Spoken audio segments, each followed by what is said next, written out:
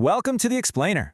Listen, I am so incredibly glad you're here today because we are going to tackle a really crucial organizational truth. And honestly, it's one that completely goes against almost everything we've ever been taught about career growth. You know, as a mentor, I've sat across the table from countless brilliant, super ambitious professionals who just hit a total wall in their careers, and they literally couldn't figure out why. I mean, they were smart, they were innovative, but they just kept getting sidelined. Well, today, we are unpacking the source material that reveals exactly why that happens. We're going to uncover the hidden and sometimes harsh risks of workplace uniqueness. Okay, let's dive into this. We live in a culture that constantly tells us, be yourself, stand out from the crowd, and showcase your totally original thinking. But as the source text reveals, in the actual real world of organizations and power dynamics, doing that can absolutely destroy your influence. It's a massive paradox, right? Over-displaying your uniqueness, especially early on, doesn't actually make you look like some grand visionary. It often actively weakens your ability to lead. But why is that? Well, to answer that, we first need to completely rethink what leadership actually requires on a day-to-day basis. So, Section 1, the true leadership task. This is all about integration and consensus. A lot of people seriously confuse the role of a leader with that of a public intellectual or maybe a humanities scholar. Think of it like a brilliant engineer who constantly disrupts team meetings just to propose these radical new architectures, mostly to show off their intellect. That's a scholar's game, right?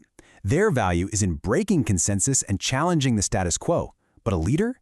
A leader's job, especially the gritty day-to-day stuff, is integration. It's about temporarily maintaining consensus just to stabilize order and actually get things done. If you act like a disruptive scholar when you're supposed to be a unifying leader, you're literally playing the wrong game. Here's the bottom line. Leadership is about how many people are willing to work with you, not how incredibly smart you are. It's not an art form for your own personal self-expression. Before you hold a true monopoly on resources, or before your role becomes literally irreplaceable, constantly showing off your alternative ways of thinking doesn't make you look like a genius. To the rest of the group, it honestly just makes you look totally uncooperative. Moving right along to Section 2, Building Defensive Trust. Let's look at how we lower cooperation costs. Now, what's really interesting about this slide is that this whole dynamic is deeply rooted in human psychology. Groups naturally gravitate towards people who are just like them in order to build what we call defensive trust. Why? Because similarity significantly lowers the cost of cooperation.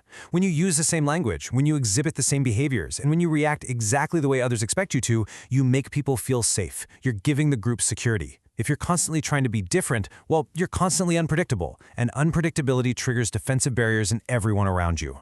And this brings us to a really hard truth straight from the source material.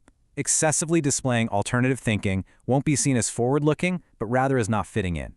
And I want to be super clear about this. This isn't some moral judgment by your team. They aren't consciously trying to be malicious or hold you back.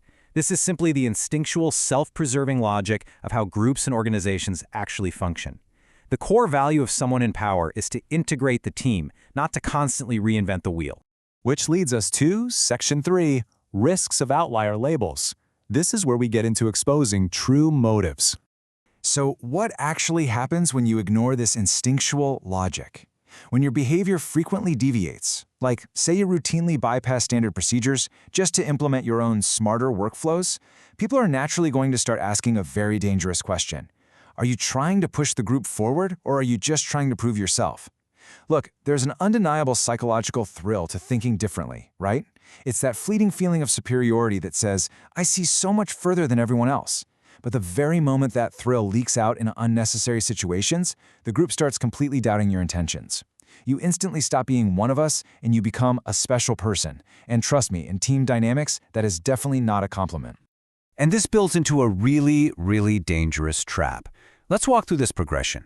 It usually starts super innocently. You're just enjoying your freedom of thought, doing your thing. But as you start exposing those motives, kind of showing off your uniqueness, the group shifts. Suddenly, they start perceiving you as an outsider. And then comes the real danger. Your peers will actively manufacture that outlier label, weaponizing your alternative behaviors against you for their own competitive advantage or their own self-protection. It happens all the time. Let's look at how this changes over time in Section 4, Career Stages and Motives. Vulnerability in Careers. The impact of this trap changes drastically depending on exactly where you are in your career. As a mentor, if I could put one single quote on a giant billboard for every ambitious emerging leader out there, it would absolutely be this: before power is stable, freedom itself is a dangerous flex.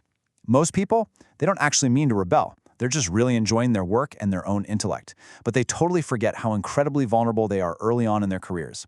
When your power isn't stable yet, flaunting your intellectual freedom is just seen as showing off, and the organizational immune system will absolutely attack it. And this brilliantly illustrates the severe penalty of being an outlier. Once you're marked as different, the group's tolerance for you just plummets, like literally drops off a cliff. If you do something right, they just write it off as mere luck.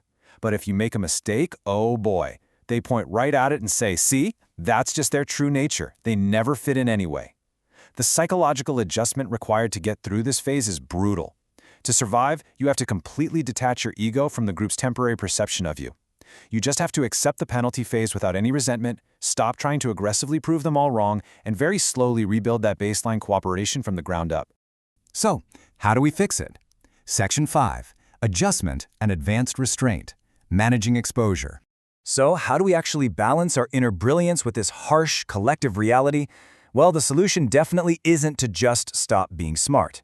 The source text introduces a phenomenal concept here called managing exposure.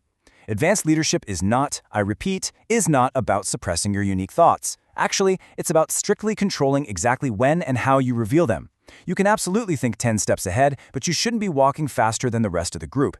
You keep your uniqueness internal, but your external actions, they need to remain beautifully consistent with the collective rhythm. And this gives us the mature leader's playbook. Here's how they do it. You appear totally ordinary on the surface. You blend in, you build that defensive trust, you lower those cooperation costs.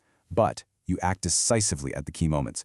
You treat your unique, brilliant thoughts like stored energy, rather than flashy jewelry you wear just to show off.